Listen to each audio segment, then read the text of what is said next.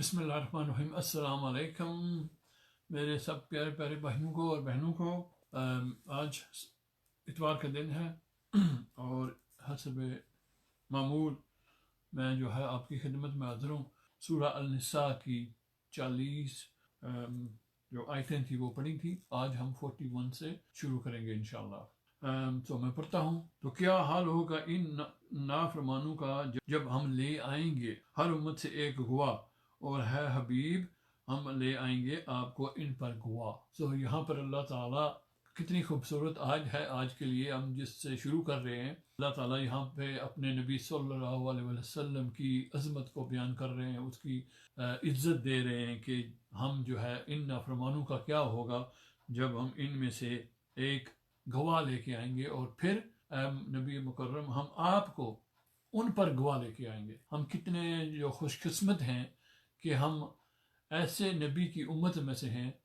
جو سب پہ گواہ بنے گا۔ دعا کریں میرے لیے بھی پلیز کہ اللہ تعالیٰ ہمیں اس چیز کو سمجھنے اور اس پر غور و فکر کرنے کی توفیق دے۔ اب ایک حدیث یہ امام بخاری سے بھی ہے اور باقی حضرت ابن مسعود رضی اللہ عنہ سے روایت نقل کی ہے کہ رسول اللہ صلی اللہ علیہ وسلم نے مجھے فرمایا، مجھے قرآن کر سناؤ۔ عرض کی یا رسول اللہ صلی اللہ علیہ وسلم، میں آپ پر قرآن پڑھوں جبکہ آپ پر قرآن حکیم نازل ہوا؟ فرمایا ہاں، میں یہ پسند کرتا ہوں کہ دوسروں سے قرآن سنوں۔ میں نے سورہ نساء سنائی جہاں تک کہ میں اس آیت پر پہنچا تو آپ صلی اللہ علیہ وسلم کے آنکھوں میں آنسو رواں تھے۔ تو یہاں پہ اس سے ہمیں کیا سیکھنا چاہیے کہ ایک تو یہ ہے کہ ہمیں خود بھی کوشش کرنی چاہیے کہ ہم قرآن پڑھیں، لیکن ہماری جو کیفیت ہوتی ہے جب ہم قرآن پڑھتے ہیں تو ہم اس چکر میں ہوتے ہیں کہ ہم اس صورت کو یا اس حصے کو ہم نے ختم کرنا ہے اور اگلی صورت کو جاننا ہے، اور سپیڈ جو ہے ایک سینس ہوتا ہے ہمارے اندر کہ ہم نے جلدی جلدی قرآن ختم کرنا ہے۔ تو وہ جو لیکن حکم یہ ہے قرآن کا پڑھنے کا طریقہ یہ بتایا گیا ہے کہ آپ اسے آہستہ آہستہ پڑھیں اور اس کے معنی پڑھیں تاکہ آپ کو سمجھ آئے، اور پھر اللہ تعالیٰ اپنے نور سے، اپنے فضل سے جو اللہ تعالیٰ آپ کو دیں گے اس میں سے، وہ اس کا اندازہ کوئی انسان نہیں کر سکتا۔ اور دوسری ایک تو یہ بات کہ ہمیں غور اس پہ آہستہ آہستہ پڑھنا چاہیے، لیکن دوسری جو حکمت اس میں ہے کہ ہم جب دوسروں سے قرآن سنتے ہیں، اور خاص طور پر ان سے جن کی آواز اچھی ہے، جو آج کل کے جو بچے الحمدللہ جو تجوید کے ساتھ خوبصورتی سے پڑھتے ہیں، تو پھر ہمارے دلوں پہ اس کا اثر کچھ اور ہوتا ہے۔ تو ہمیں کوشش کرنی چاہیے کہ جب بھی مساجد میں یا کہیں بھی جو قاری حضرات ہیں جن کی خوبصورت آوازیں ہیں، جو جوان بچے بھائی ہیں، قرآن کو جب ایسے اہتمام ہو ایسی مجالس کا، تو ہم جو دنیاوی کام ہیں ان کو چھوڑ کر قرآن پاک کو سننے کے لیے جائیں، اور پھر اللہ تعالیٰ اس کی فضل سے اپنے اس کتاب کے نور سے ہمارے جو دلوں کو منور کریں گے انشاءاللہ۔ میرے لیے بھی دعا کرنی ہے پلیز۔ آگے جو ہے وہ آیت نمبر 42، اس روز تمنا کریں گے وہ جنہوں نے کفر کیا، یہ اس سے جڑی ہوئی ہے، اور نافرمانی کی رسول کی، کاش انہیں دبا کر ہموار کر دی جاتی ان پر زمین، اور نہ چھپا سکیں گے اللہ سے کوئی بات۔ اس آیت میں رب العزت کہہ رہے ہیں کہ وہ جو نافرمان تھے جنہوں نے میرے نبی صلی اللہ علیہ وسلم کی تابعہ نہیں کی، آج وہ خواہش کریں گے کہ یہ زمین جو ہے یہ پھٹ جائے اور ہم اس میں سما جائیں، لیکن اللہ تعالیٰ کہہ رہے ہیں کہ آج جو ہے وہ اپنے نہ خود کو اور نہ اپنی برائیوں کو چھپا سکیں گے۔ اللہ کا احسان ہے کہ ایسو میں نہیں رکھا، اور ہم وہ لوگ ہیں جن کے بارے میں آپ صلی اللہ علیہ وسلم نے فرمایا کہ وہ جو لوگ مجھ سے بعد میں آئیں گے چونکہ انہوں نے مجھے دیکھا ہوا نہیں ہے، وہ ایک انسین پہ ان کا یقین ہوگا، تو وہ ان کا یقین جو ہے الحمدللہ ہم اس قابل رب العزت کا یہ ایک بڑے فضلوں میں سے فضل ہے کہ ہم انسین پہ یقین رکھ کر جو ہماری فضیلت جو بڑھ رہی ہے وہ شاید ہمیں سمجھ آ جائے۔ اور آگے یہاں پہ جو ہے اب اس پیسج میں اللہ تعالیٰ کچھ چیزیں ایسی بتا رہی ہیں جس سے نماز جو ہے انسان کی نہیں ہوتی۔ تو وہ اللہ تعالیٰ ایمان والوں کو خطاب کر رہے کہہ رہے ہیں کہ اے ایمان والو نہ قریب جاؤ نماز کے جب کہ تم نشے کی حالت میں ہو یہاں تک کہ تم سمجھنے لگو جو زبان سے کہتے ہو اور نہ جنابت کی حالت میں مگر یہ کہ تم سفر کر رہے ہو یہاں تک کہ تم غسل کر لو اور اگر ہو تم بیمار یا سفر میں یا آئے کوئی تم میں سے قضائے حاجت سے یا ہاتھ لگایا ہو تم نے اپنی عورتوں کو پھر نہ پاؤ تم پانی تو اس صورت میں تیمم کر لو پاک مٹی سے اور اس کا طریقہ یہ ہے کہ ہاتھ پھیرو اپنے چہروں پر اور اپنے بازوؤں پر بے شک اللہ تعالیٰ معاف کرنے والا بڑا بخشنے والا ہے یہ آیت جو ہے یہ اس وقت نازل ہوئی جب شراب جو تھی وہ حلال تھی اور آپ نے سنا ہوگا علماء سے کہ مسلمان جو ہے وہ پیتے تھے شراب اس کے بعد جو ہے وہ حرام قرار دی گئی تو اللہ تعالیٰ یہاں پہ پہلے حصے میں کہہ رہے ہیں کہ آپ شراب اس حالت میں نماز کو مت جاؤ جب آپ نشے میں ہوں اور آپ کو یہ بھی نہیں پتا کہ آپ کیا کہہ رہے ہیں تو ایک دو حدیثیں میں پڑھتا ہوں یہاں سے امام بخاری نے حضرت انس رضی اللہ عنہ سے روایت کی ہے کہ رسول اللہ صلی اللہ علیہ وسلم نے فرمایا جب تم میں سے کسی کو نماز میں نیند آ جائے تو نماز چھوڑ دے اور سو جائے یہاں تک کہ ایسی حالت میں نماز پڑھے کہ وہ کہہ رہا ہے اس سے اس کا علم ہو وہ جنابت کی حالت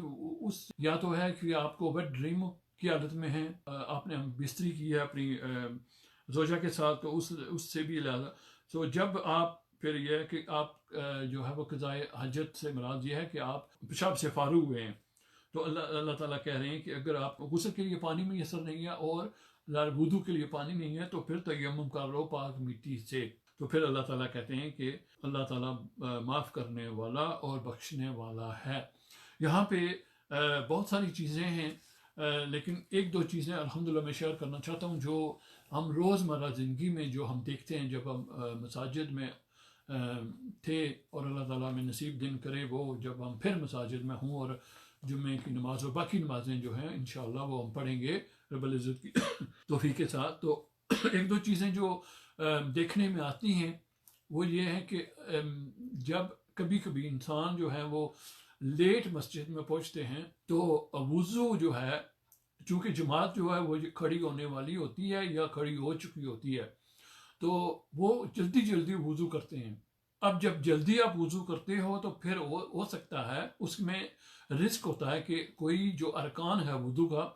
وہ آپ نے پورا نہیں کیا اور جب آپ نے وضو کا ارکان پورا نہیں کیا تو پھر آپ کی نماز نہیں ہوگی ایک تو یہ بات ہے دوسری بات یہ ہے کہ جب بچے آج کل کے جوان بچے جو ہیں کبھی کبھی آتے ہیں نماز کے لیے لیکن وہ چھوٹی ٹی شرٹس انہوں نے پہنی ہوتی ہیں اور جو ہی وہ سجدے میں جاتے ہیں تو ان کا جو پچھلا حصہ ہوتا ہے پھر ان کی جو ٹراؤزر ہوتی ہے یا جینز ہوتی ہیں وہ نیچے چلی جاتی ہیں اور پھر وہ ان کا جو پچھلا حصہ ہوتا ہے وہ نظر آتا ہے ایسی صورت میں بھی فوراً آپ کی نماز جو ہے وہ نہیں رہتی تو یہ چیزیں پلیز اپنے جو ہے شیئر کریں جو بھی آپ کے ارد گرد ہیں بھائی بہنیں بھائی جو خاص طور پر ان سے پھر ایک اور چیز ہے کہ جب ہم سورۃ فاتحہ جو ہم پڑھتے ہیں نماز میں وہ اس کا اور باقی جو صورتیں ہیں وہ جو ہم نماز میں پڑھتے ہیں اور خاص طور پر جو لوگ پہلے سے پرانے وقتوں کے جنہوں نے قرآن سیکھا ہوا ہے ان کی قرت جو ہے وہ اتنی اچھی نہیں ہے اور اگر آپ سورۃ فاتحہ جو پڑھتے ہیں ہم ہر نماز میں چاہے وہ سنت ہو چاہے وہ نفل ہو یا فرض ہو یا کوئی اور صورت اور اس کی جو تلفظ ہے اگر وہ صحیح نہیں ہے اور اتنی غلطی ہم کرتے ہیں اگر کہ اس کے معنی جو ہیں وہ چینج ہو جاتے ہیں تو اس سے بھی آپ ہماری جو نماز ہے وہ نہیں رہتی تو ان چیزوں پہ پلیز جو ہے وہ غور کریں اپنی جو سورۃ فاتحہ ہے باقی جو صورتیں جو بھی کوئی پڑھتا ہے اپنی نماز میں ان پہ غور کریں اور ان سے سیکھیں اپنے علماء سے جہاں بھی بچے جو آج الحمدللہ آج کے بچے جو ہیں وہ تجوید کے ساتھ پڑھتے ہیں خوبصورتی سے پڑھتے ہیں تو ہمیں ان سے بھی سیکھنا چاہیے لیکن بات یہ ہے کہ اگر جہاں سے بھی آپ کمفرٹیبل ہیں وہاں سے سیکھیں اور اپنی جو ہے نماز جو بھی آپ پڑھتے ہیں اس پہ آپ کم از کم جو ہم صورتیں پڑھتے ہیں وہ تو ہم اچھے طریقے سے پڑھ سکیں آیت نمبر جو ہے وہ 45 اور 46 کیا نہیں دیکھا آپ نے ان لوگوں کو جنہیں دیا گیا حصہ کتاب سے، وہ مول لے رہے ہیں گمراہی کو، اور یہ بھی چاہتے ہیں کہ بہک جاؤ تم بھی راست سے، اور اللہ تعالیٰ خوب جانتا ہے تمہارے دشمنوں کو، اور کافی ہے تمہارے لیے اللہ حمایتی، اور کافی ہے تمہارے لیے اللہ مددگار۔ یہاں پہ اللہ تعالیٰ جو ہے وہ یہود اور نصارہ کی بات کر رہے ہیں۔ پہلی بھی آیت نمبر اسی چیپٹر میں اللہ تعالیٰ نے آیت نمبر 39 میں اللہ تعالیٰ نے لفظ بہر کا استعمال کیا کہ یہ جو اہل کتاب ہیں ان کی کتابوں میں توریت اور انجیل میں آپ صلی اللہ علیہ وسلم کے اوصاف کا ذکر تھا ہے، لیکن انہوں نے اس کو ماننے سے انکار کیا، اس کو پھیلانے سے انکار کیا۔ اور اب یہاں پہ پھر ان کی یہودیوں کی اور انصاریوں کی بات ہو رہی ہے، نصار کی بات ہو رہی ہے کہ یہ جو ہیں یہ خود بھی بھٹکے ہوئے ہیں، اور تمہیں مسلمانوں کو کہہ رہے ہیں کہ یہ تمہیں بھی بھٹکانے کی کوششوں میں ہیں، لیکن اللہ تعالیٰ تمہاری مددگار ہے، اور وہ کافی ہے تمہارے لیے، وہ تمہارے دشمنوں سے آگاہ ہے۔ کچھ لوگ جو یہودی ہیں پھیر دیتے ہیں اللہ کے کلام کو اس کی اصلی جگہوں سے، اور کہتے ہیں ہم نے سنا اور ہم نے نافرمانی کی۔ اور یہاں پہ جو ہے یہودیوں کے بارے میں اللہ تعالیٰ کہ انہوں نے جو ٹوسٹنگ کی ہے، سواپس کیے ہیں ان کے جو اللہ تعالیٰ کے فرمان تھے، جو الفاظ تھے ان کی کتابوں میں، اس کو انہوں نے بدلا ہے، اور اپنی زبان کو تنازعنی کرتے ہوئے دین میں، اور اگر وہ یوں کہتے ہم نے آپ کا ارشاد سنا اور اسے مان لیا، اور ہماری غرض عرض سنیے اور نگاہ کرم فرمائیے، ہم پر تو ہوتا بہت بہتر ان کے لیے اور بہت درست، لیکن اپنی رحمت سے دور کر دیا انہیں اللہ نے، بلا وجہ اس کے کفر کے بس نہیں ایمان لائیں گے مگر تھوڑے سے۔ یہ آخری جو بات ہے، جو خوفناک بات ہے، وہ سب کے لیے ہمارے لیے بھی، کہ اللہ تعالیٰ کہہ رہے ہیں کہ جب میں کسی کو اپنی رحمت سے دور کر لیتا ہوں تو پھر اس کے لیے کوئی روشنی نہیں ہے، کوئی سہارا نہیں ہے، کوئی رہنمائی نہیں ہے۔ اور یہ بات ہم سنتے ہیں کہ جس کو اللہ دے اس کو کوئی روک نہیں سکتا، اور جب اللہ روک لے تو اس کو کوئی دے نہیں سکتا۔ اب ایک حدیث حضرت ابن عباس رضی اللہ عنہ سے روایت ہے، نقل کی ہے کہ یہودیوں کے بڑے لوگوں زہد بن تابوت یہودیوں کے بڑے لوگوں میں سے تھا۔ جب رسول اللہ صلی اللہ علیہ وسلم سے گفتگو کی تو اپنی زبان کو دورہ کیا اور کہا ہے محمد صلی اللہ علیہ وسلم ہماری بات توجہ سے سنیے تاکہ ہم آپ کی بات سمجھیں۔ پھر اسلام میں طعنہ کیا اور عیب جوئی کی تو اللہ تعالیٰ نے اس آیت کو نازل کیا۔ ہلکھلا کے بولتے ہیں تو ایسے کرتے اور کہتے کہ ہم جو ہے ہمیں سمجھ نہیں آ رہی تو ہماری جو ہے توجہ سے ہمیں سنیں اور ہمیں سمجھائیں، تنازع نہیں کرتے۔ اللہ تعالیٰ سے لوگوں سے ہمیں محفوظ رکھے۔ ایک اور حدیث ابن ابی حاتم نے حضرت مجاہد رحمۃ اللہ سے یہ قول نقل کیا ہے کہ اس سے مراد یہودیوں کو توریت کو بدل دینا ہے، اور وہ کہتے تھے کہ جو